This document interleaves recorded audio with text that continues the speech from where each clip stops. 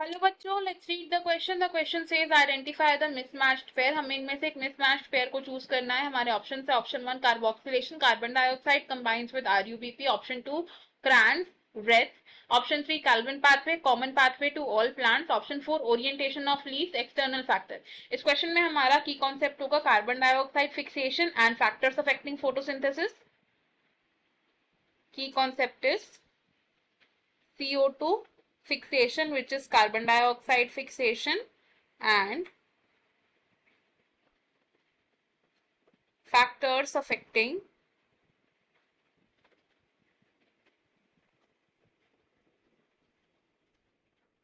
Photosynthesis.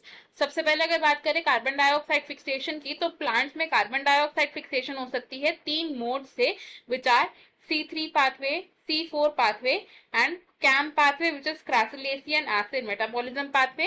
And photosynthesis को affect कर सकते हैं both intrinsic factors and extrinsic factors. सबसे पहले अगर बात करें ऑप्शन 1 की रिगार्डिंग कार्बोक्सिलेशन, तो कार्बोक्सिलेशन क्या है? It is the first step of C3 pathway, first step of C3 pathway. और कार्बोक्सिलेशन के दौरान क्या होता है? जो राइब्यूलोज 1,5 बिसफॉस्फेट है, विच मीन्स जो RUBP है, ये क्या करता है? कार्बन डाइऑक्साइड के एक मॉलिक्यूल के साथ कंबाइन करता है in the presence of enzyme Rubisco. Rubisco इस टाइम पर कार्बोक्सिलेज प्रॉपर्टी शो करता है एंड रिजल्ट क्या बनता है? Two molecules of 3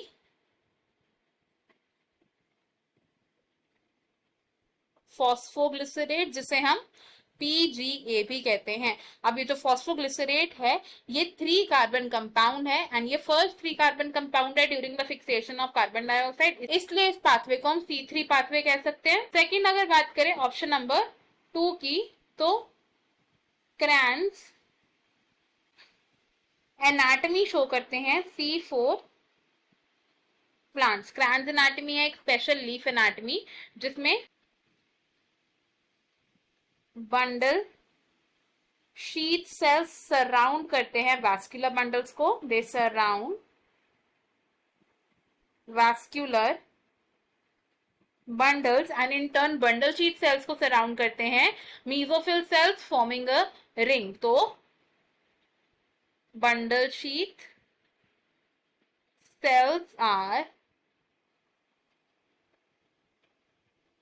surrounded by ring of mesophil cells। और ये जो टर्म है क्रैंस, इसका मतलब क्या है? इट इज अ व्रेथ या फिर arrangement of cells in ring form. Next अगर बात करें ऑप्शन नंबर 3 की, तो जो कैल्विन साइकिल है, कैल्विन साइकिल को हम C3 साइकिल या C3 पाथवे भी बोलते हैं।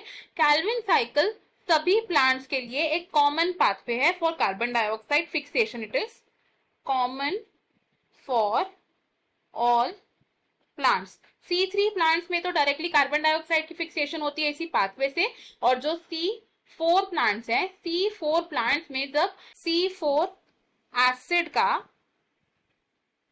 ब्रेकडाउन होता है into the bundle sheath sales, तो क्या होता है?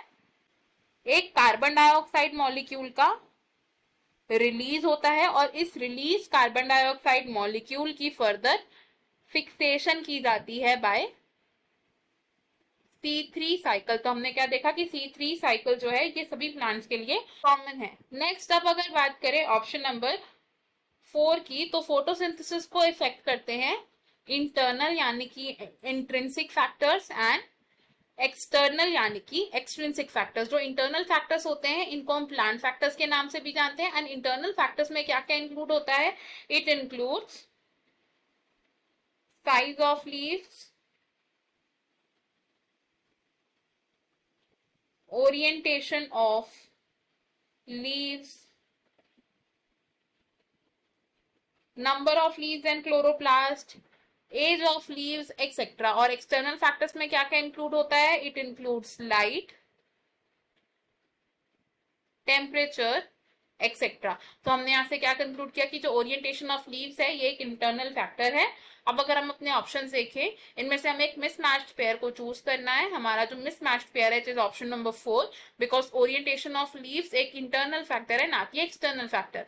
Option 1, option 2 and option 3 wrong हो जाएंगे बिकॉज ये हमारे करेक्टली मैच्ड पेयर्स हैं। हमारा फाइनल आंसर है यहाँ पर option number 4। I hope you have understood it well. Best of luck, thank you.